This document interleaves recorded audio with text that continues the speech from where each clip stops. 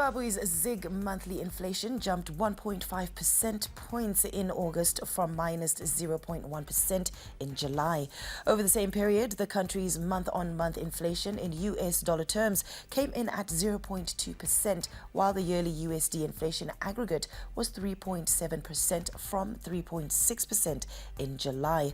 We are now joined by Eben Mabunda for perspectives on the statistics. Good evening to you, Eben. Now, unpack the stats for us. What does it all mean? Well, good evening. We are witnessing what is, of course, quite a significant jump since the introduction of the ZiG in terms of month-on-month inflation. Of course, in ZiG terms, coming in at 1.4%, which was a 1.5% jump from the prior month figure. We don't have yearly inflation stats in ZiG terms owing to the absence of that base. You need a good 12 months before you can actually start to compare apples with apples, to put it across that way. Now, to move on to the US dollar figures in month-on-month terms, what we're seeing is that this has been the most significant increase since the ZiG came into effect. And so this would be a 4 or 5 months high that has actually been recorded in month-on-month terms. When you then look in terms of the yearly stats where inflation is concerned, we're sitting at a figure of 3.7%. It has hovered between 3.2% to 3.7% over the past 4 or 5 months, thereabout.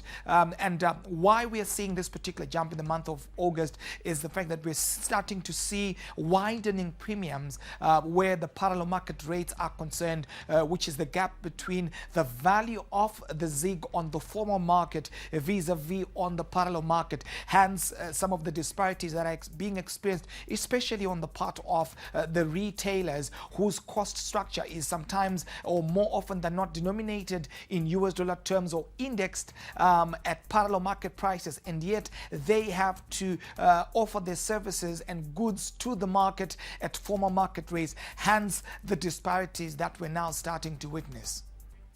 Right, even as a follow-up to that, where is the ZiG headed from here, and what expectations can we have on the country's inflation? Well, I think the last quarter of 2024 will pretty much be the litmus test on both the monetary front as well as on the fiscal authorities. Why? Because this is the time where foreign currency inflows for Zimbabwe are at their lowest. This is when we are also expecting the El Nino-induced drought impact to be also more apparent. And also, this is also a time where we are expecting more payments to be made to the contractors that have been doing a lot of infrastructure projects, especially in the capital ahead of the SADC summit. So this is when we're expecting more payments to be coming through, much as we've been told that it's a 50-50 payment between ZiG and US dollars, but it's a litmus test because it would be interesting to see just how the monetary aggregates, especially the broad money aggregate is concerned.